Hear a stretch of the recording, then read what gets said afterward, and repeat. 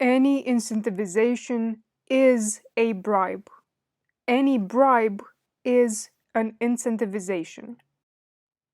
Incentivization, interest, quantitative easing, rewards, these are facets of the same concept.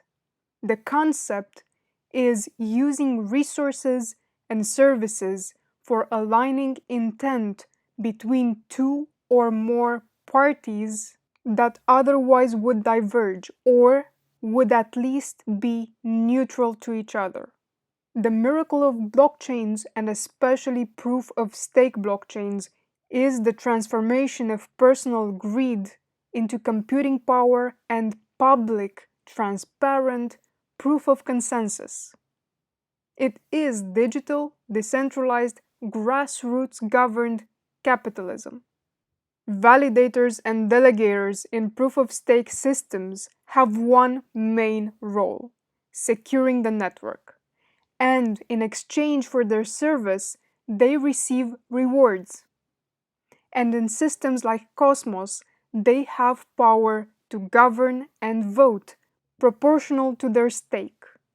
So there are two main reasons for staking: direct greed and indirect greed, by being able to govern the chain. To determine if a bribe is positive or negative, we need to determine the effects of the bribe or incentivization over time. We need to see how decentralized is the bribe, how fair and meritocratic are the conditions for the bribe. A virtuous bribe is largely distributed and popular. It's unequal but judiciously apportioned. Its advantages to the virtues, it's controlled by a feedback loop, and it should benefit the most people. It should generate token value. And it should be sustainable. Airdrops are bribes, but if they decentralize funds enough, have a large number of beneficiaries, the airdrop has some meritocratic conditions like past contributions or past gas usage on other networks, and the airdrop is marketed so that people have a good chance to know about it, then the airdrops can be a good tool for decentralization. A good example for such an airdrop is what the Evmos blockchain has done to bootstrap its initial user base, and you can read more about it in their blog. But what are we protecting here when talking about bribes? We are protecting first principles derived from how blockchains function.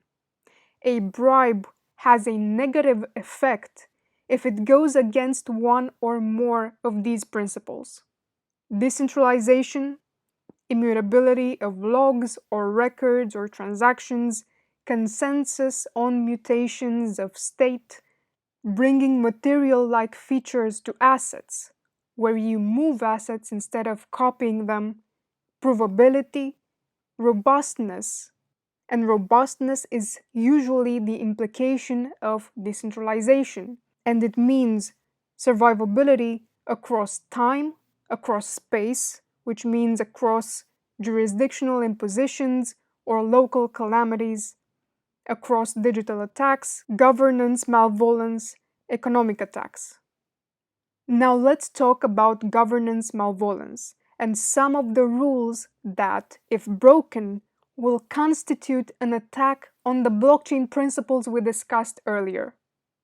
For example, not recusing yourself from voting yes when the proposal benefits your validator or delegators in a greater degree than the rest.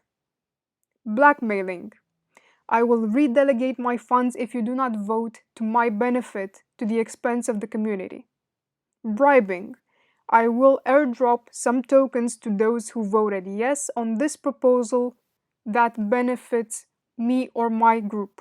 Duplication of will.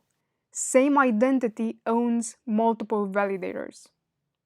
Oligarchy. Less than 10% of active validators own more than 51% of the bonded value. These malevolent governance practices and their effects become even more clear when you turbocharge staking rewards. In the Evmos blockchain case, the staking rewards are currently very large. Today's APR is 727% based on how much you staked. This fast tracks whales to become even bigger whales. This mechanism of rewarding the first to come in a disproportionate way, if not countered by other types of bribes, leads to centralization of power or puts the chain's security at risk. Just look at the situation today in this chart of active validators for Evmos, and we are talking about 150 active validators from the existing 250, ordered by the tokens delegated to them. In orange, you see an estimation of weekly rewards. The inflation itself is the same for all stakers or delegates. So it does not matter if you stake with a validator with higher voting power or a lower voting power. Your rewards are the same, unless the validators bribe you in other ways. And when you see such discrepancy between validators, it means that we are talking about bribes or whales or both. This is a blockchain in danger of wandering out of its survivability range. Just imagine what happens if the gap between the first 1-2 validators and the rest gets big enough so it will not be covered by rewards well enough for the rest of the validators to justify continuing their validating services. Evmos would collapse, or worse, make-believe ghost validators would appear entirely under the control of the 1-2 most powerful and doing only the bidding of those for any governance proposal. This situation is the end point to many scenarios. But inflation done right can be a virtuous utility, because anything that leads towards the creation of more virtues or to the continuity of virtues across time and space is virtuous.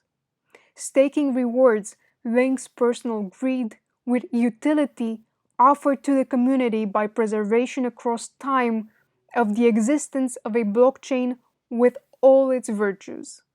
As governable domain extends, governance may be used to weaken the intended virtues of the blockchain, but we are here to correct this situation. This is the equivalent of the previous graph, but aligned by voting power.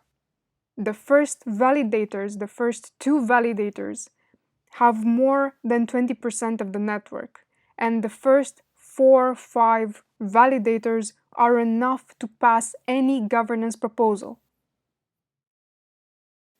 The ideal validator structure for maintaining decentralization. Validators should have approximately the same voting power. They should have different dedicated machines around the world. They should have different identities. And if multiple clans exist, these should have a homogeneous distribution. If validators don't have the same voting power, we should protect the stable middle, grow the small tail, and lower the highest outliers. If your chain's economics brings you to a handful of validators being able to pass or reject any governance proposal, then your chain is done. It's not decentralized. And if no mechanism is able to correct it, it will not survive in the long run to be something more than a playground for whales to make money. So what can you do? Because you cannot steal the whale's tokens, that's immoral. Using the same principle we talked about for virtuous bribes, we need a general mechanism that applies to everyone. And you get stable security for the chain and the base for future transparent political abstractions on top of it. Solutions. Inverse proportional inflation. This is a wholesome way to solve this validator centralization issue. Decrease inflation rewards for all delegators of validators that are above the ideal voting power, and increase inflation rewards for all delegators of validators that are below this ideal value. In the case of Evmos, the average voting power would be 100 divided by the 150 active validators, and this is 0.667. 0.667 is around this much. So all the validators that have below 0.667 would get higher than average rewards. And those who have above it will get lower rewards. This is a wholesome solution because it is a decentralized bribe. It's unequal but with positive effects, and it is directed at the entire user base. The second solution that can be implemented without protocol changes right now is inverse proportional delegation from the chain's foundation. But these delegations need to be done inversely proportional to the voting power, and they need to protect the stable middle too. So your intent is to increase the small validators and decrease the large outliers without compromising the middle. Each 2 weeks, these delegations need to be recalculated and redelegated according to the new voting power percentages. The second solution is less wholesome because it does not engage the entire user base to change its behavior to protect the chain, but it's still a virtuous bribe. And in future articles and videos, we will expand these solutions and show how they can be implemented. If greed can be transformed into powerful consensus, then bribes can also be transformed into virtuous bribes. If they are largely distributed, popular, unequal, but have a positive effect, they are advantages to the virtues. If they are benefiting the most people and generating token value, if they are sustainable, and if they are controlled by a feedback loop. We will continue to refine and share our solutions for rightful governance, and we will soon propose a fully spec'd implementation for making inflation gain virtue for any Cosmos SDK chain.